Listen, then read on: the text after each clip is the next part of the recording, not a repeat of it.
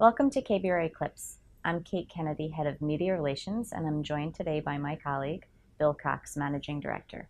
Bill recently co-authored a piece on Chicago pensions, which is available on our website, kbra.com. Today, we're going to discuss this piece.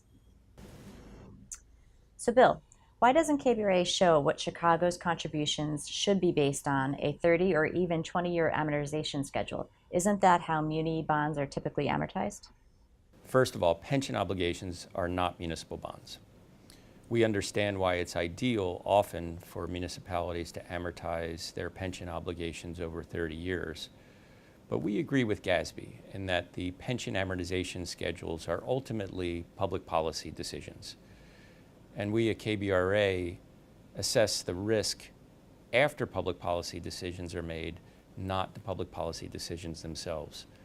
We don't see a significant reason for running scenarios where municipalities amortize pensions over 20 years, especially if no one is doing it that way.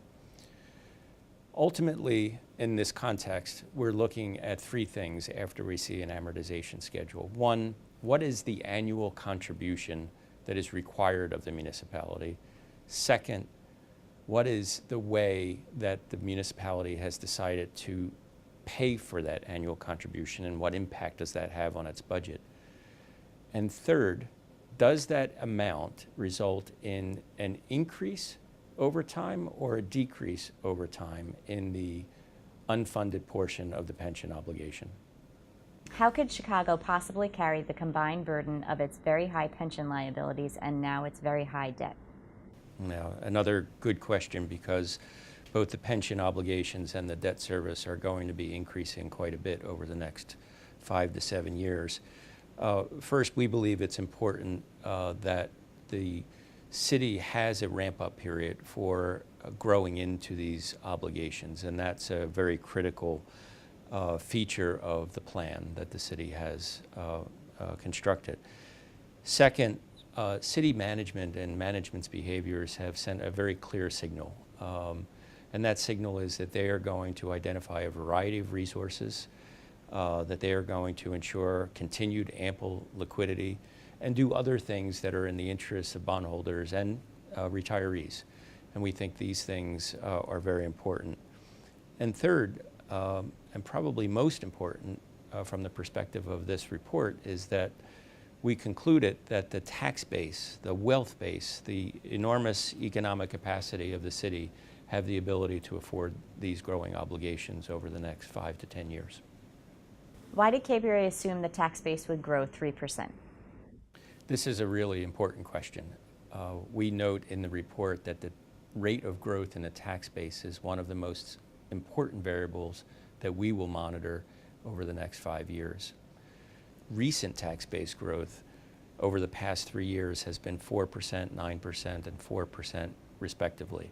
So being somewhat conservative in our base case, we assumed a 3% annual growth, and then in a higher needs stress case, we assumed a lower rate of growth at 1.5%. How can the city's tax base afford another $500 million or more annual hit from CPS? The budget and other issues affecting CPS will be an important factor to monitor in coming years. We modeled all three scenarios with hundreds of millions of dollars of increased annual obligations of CPS. In fact, in our base case model, we included CPS's recent high-cost debt. We also included an assumption that $220 million annually, eventually, will need to come from the city's tax base in order to support CPS's growing pension obligations. And then in our highest needs scenario, we show the impact of CPS needing an additional, on top of those statistics, an additional $300 million of annual support to come from the tax base. In all of these scenarios, we believe the models demonstrated that the city's tax base and wealth base can absorb the increased obligations of CPS. The city's pension contributions continue to rise each year for decades. How can the city afford this? Yeah, the initial ramp up is the critical period. So over the next 5 years, the ramp up of annual obligations is pretty steep for the city. After that, however, the rate of increase is roughly equivalent to what you'd expect the city's overall budget to grow, and actually even slightly less. So in the first 10 years after the initial ramp-up period, it's about 2.5%, and then it slides down to about 2% after that. So we don't think that is, after this initial ramp-up period, that level of growth is that excessive. Why did KBRA only look at 8 years? We've gotten this question quite a bit. We showed the impact over 8 years, but we actually examined in the report the entire 40-year horizon over which the city plans to achieve its goal of 90% funded level in its 4 pension funds. We focused on the initial 5 to 8 year period because it's during this time frame that the obligations, the annual obligations, increase so much.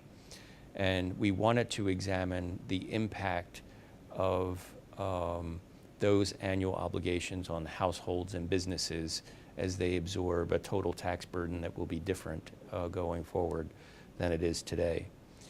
And after this initial ramp up, we didn't show the longer term projections, which we ran, because the rate of growth in the pension contributions, as I mentioned just a few minutes ago, is roughly 2 to 2.5%. Thank you, Bill, and thank you for joining KBRA Clips. Again, our report can be found on our website, kbra.com. Thank you for joining.